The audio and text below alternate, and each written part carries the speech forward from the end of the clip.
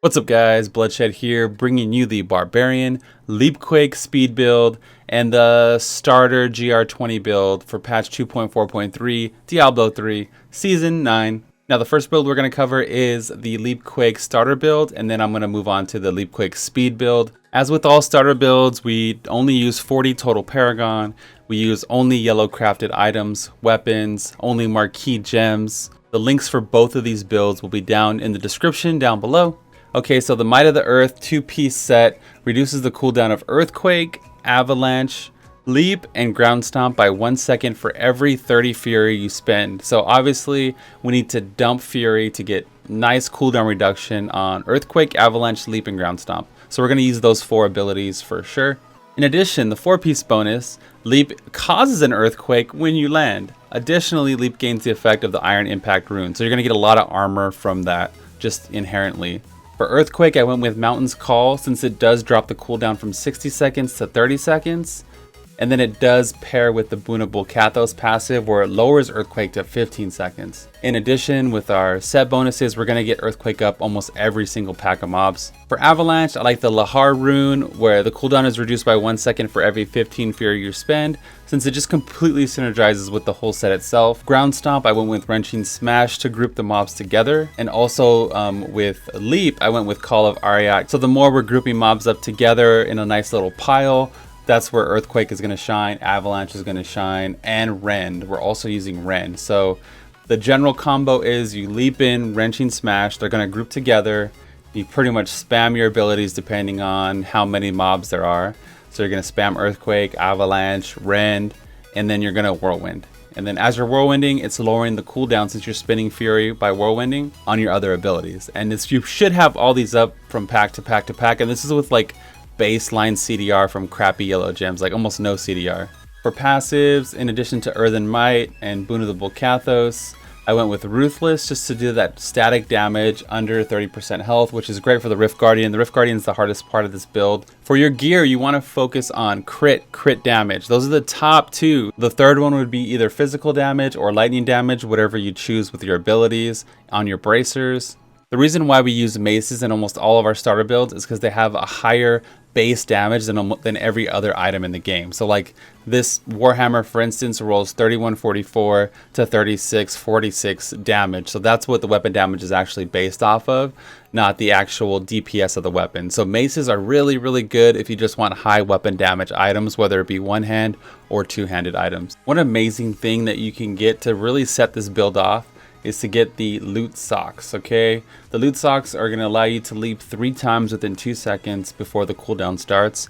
So you're going to increase your mobility, your damage. So instead of 1 earthquake, you're going to be putting out 3 earthquakes. It's a really good item, and you can get it at level 1 from Kadala. So if you just literally make an alt character and roll your blood shards on Kadala, there's a really high chance you can get it, because at level 1 there's only so many items in the pool. We got it the first one. Obviously I can't equip it to level 16, but there's only so many boots in the pool for Barbarian. There's only 2 pairs of boots. So out of 1,000 blood shards, we got 2 pairs of loot socks. Okay, it might be the only one. I'm not sure, but there's an incredibly high chance to get it on a level 1 character, as you can see right here. And that's pretty much it, bros. Ground Stomp, leap your way to victory. Alright, let's get into the speed variation of the build once you start gathering all your different items needed. With Ingeom, you're going to have perma leaps in the build so you can get around to high places. It's kind of really good on certain maps where you have to go to like multi-tiered floors. Okay, so in this build in particular, we're going to be using the Focus and Restraint combo. It's going to give us the 50% damage increase for 5 seconds, as long as we're using a generator and a spender. So pretty much the general combo to keep this up is leap, leap, leap, threatening shout, boulder toss, and then leap, leap, leap, repeat. Okay, so that's pretty much your combo. Obviously you want to keep up Battle Rage Bloodshed and Earthquake. You can swap out Battle Rage Bloodshed for Warcry Veterans Warning. It's up to you. In the cube we're using Ingeom. It lowers the cooldowns of all their abilities by 10 seconds after killing an elite pack.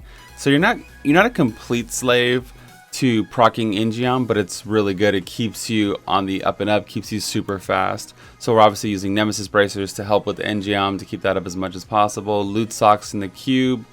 Our survivability really does come from Band of Might. It's going to give us a 60% damage reduction after casting Leap, Ground Stomp, or Furious Charge. So for the belt, I'm using the Dead Iron. Even though it says Ground Stomp causes avalanche, even though I'm not using Ground Stomp, it does give us a 200% damage increase to avalanche skill. And you know, obviously we're using the Blade of Tribes. Warcry and Threatening Shout cause avalanche, so it's going to increase the skill of avalanche. That's pretty much why it's there. Again, this build is open-ended. You can use whatever you feel comfortable with. I just like this build. It's a nice, like, clean setup. For Amulet, you want to use Hellfire with Nerves of Steel, or you can use any other passive that you'd like in the build. I had a really good, I guess kind of a good Blackthorns, Ancient Blackthorns with crit damage and physical. So I just was using that in the video. But yeah, you can use pretty much, this is an open slot for you to use. For legendary gems, I like Bane of the Trapped, Bane of the Powerful, and Esoteric. So here's another quick look at the build. Boonable Kathos to lower our cooldown, Wrath of the Berserker, and Earthquake. Anyways guys, that's going to be all for me today. I hope you enjoyed both the GR20 build, the speed build, all the builds, all the content this season. If you get a second, follow me at twitch.tv/bloodshed. I'm going to be streaming there throughout the holidays. Big shout out to my patrons out there. You guys definitely support me and my work and keep everything coming, keep the content coming in. Today we're going to say thank you to Jennifer. Jennifer, thank you for being a Blood Brother patron. If you guys are interested in becoming a patron, the link's also down below in the description along with both of the builds. I'm going to go start working on the next video. You guys enjoy the rest of your day. This is Bloodshed, and I'm out of here. Peace.